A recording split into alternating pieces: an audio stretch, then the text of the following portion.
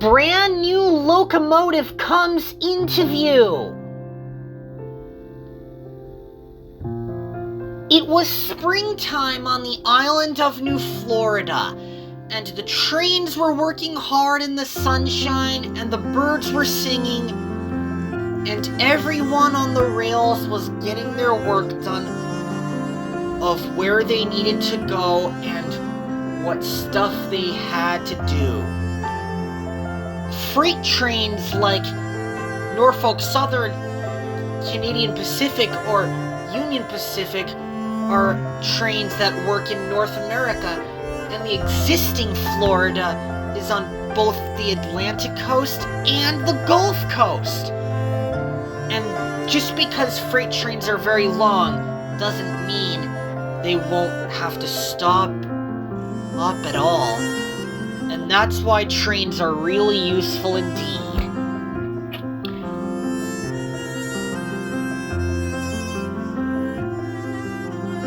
An algebra train is a special railroad vehicle too. It can carry lots of building supplies to build new railway lines, stations, buildings, bus terminals, new engines, and lots of other things. But because Amtrak is so important in the United States, it has lots of engines to deal with if they suffer problems like prime mover issues or bumper damage or lots of fires. But because of that, Amtrak in the United States and Canada makes money for all the special routes they use to be really useful indeed. And it does share Mr. Cakester's Railroad, which is a multi-country train that can go from one place to another. And that's what trains do. They pull lots of cars on the track, and they clatter up and down the rails to be really useful of what they need to do. And that's why Amtrak is a very important rail service in the whole country of North America and the whole continent of the United States, which is actually the specialist country of where we live to be really useful, just like the engines on Sodor. And they can also adapt to other countries other than where they live. And that's why Thomas goes off island every series.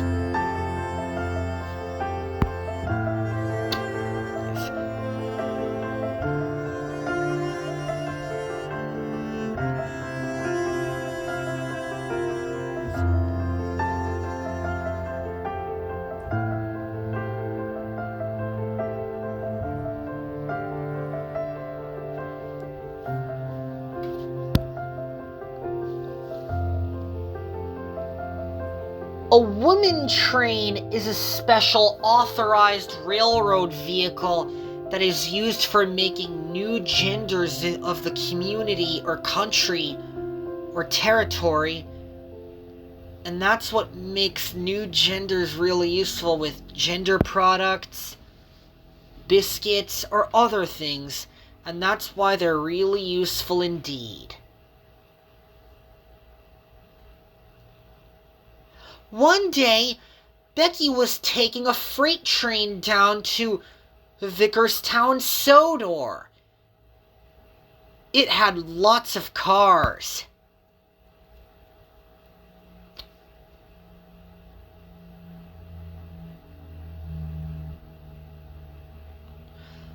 I enjoy pulling freight trains, Becky said, and Mr. Cakester likes it when I do jobs like this. I can pull freight cars just as much as the other engines can.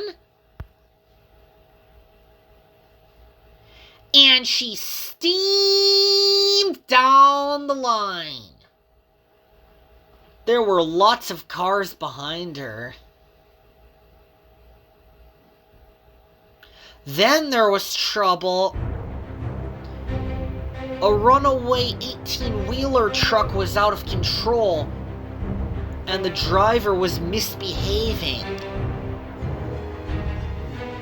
Then there was trouble. Becky's driver the truck smashed into the side of her train, and the truck driver was safe. Luckily, no one was hurt, but Becky's freight cars had come off the line and were crumpled and damaged, and Becky had turned onto her side. "I'm sorry, truck," Becky said. "That was a mistake." "Don't worry," the truck driver said. "I'm sorry I crashed into the side of you as a T-bone collision." After the wreck was cleaned up, Becky was being repaired, and the trains on the tracks were being really useful as usual, as they went faster and faster down the Northeast Corridor. And that helped Amtrak a lot with all the money it needed to be really useful indeed. Over in the rail yard, Mr. Cakester had bad news. "Becky has been hit by a semi-trailer truck," said Mr. Cakester. "A new engine is coming today, and Sasha, Dwee, Lauren, and Sam, I want you to buy her." "Her name is Leanne," Sasha said. "She's indigo." "Exactly right, Sasha," Mr. Cakester said. "You must go to the rail yard and buy her. She's $43. "That's very cheap for a train," Dwee said. "I know," laughed Sasha. $43 is the price of a toy, not a real life-size engine. That would be $200,000 or more." And they steamed out of the yard.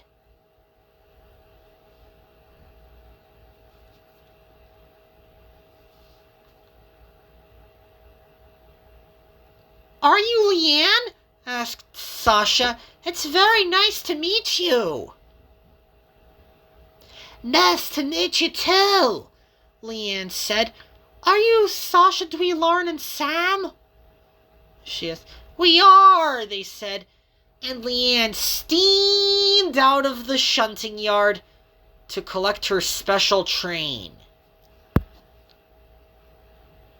Before long, she buffered up to the 39 freight cars of apple cider boxes, and she steamed out of the siding backwards. "I don't know why I'm going backwards," Leanne said, "but women trains like me can be really useful by doing a job like this." She laughed backwards out of the yard.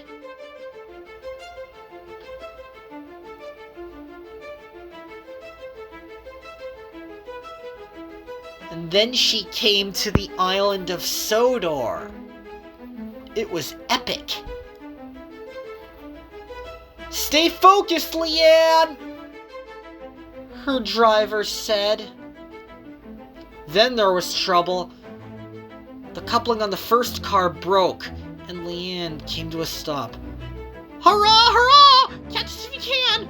"Oh my goodness," cried Leanne. "They're rolling away." And they were! They rolled fast down the hill, as there was no engine pushing in front. And they clattered down the line. "I must catch up with them," Leanne said. "We dislike when this happens."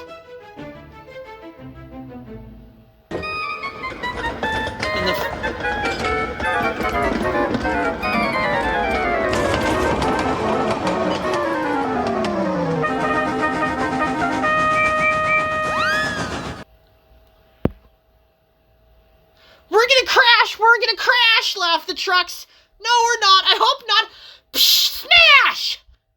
and they rolled up the hill at a tremendous speed, and they climbed up slowly.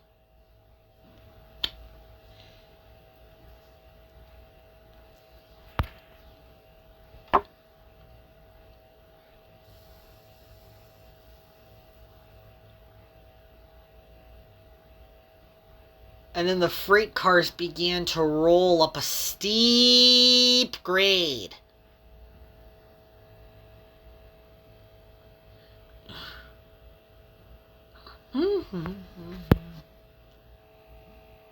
And then they slowed to a peace crawl.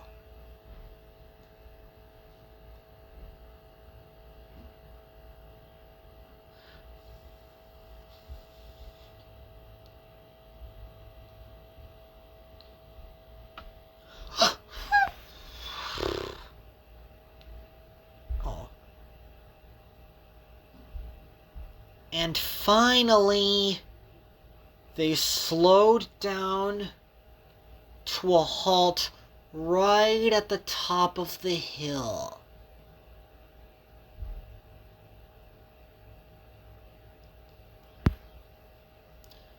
And they came to another peace crawl, and it became peaceful. And at last, they all stopped at the same time.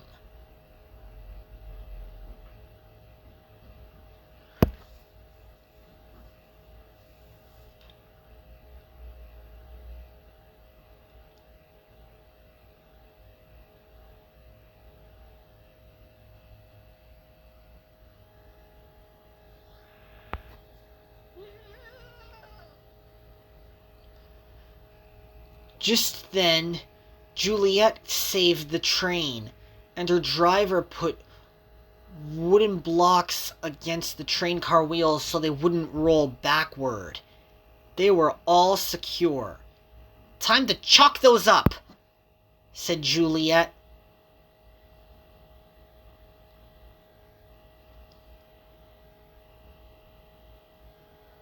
Mr. Cakester arrived to see Juliet. "Great work, Juliet," Mr. Cakester said. "You are a really clever engine by saving those runaway cars." "Thank you, sir," Juliet said. "Can I pull the freight cars facing forwards?" asked Leanne. "I have to see where I'm going." "You may as well," said Mr. Cakester.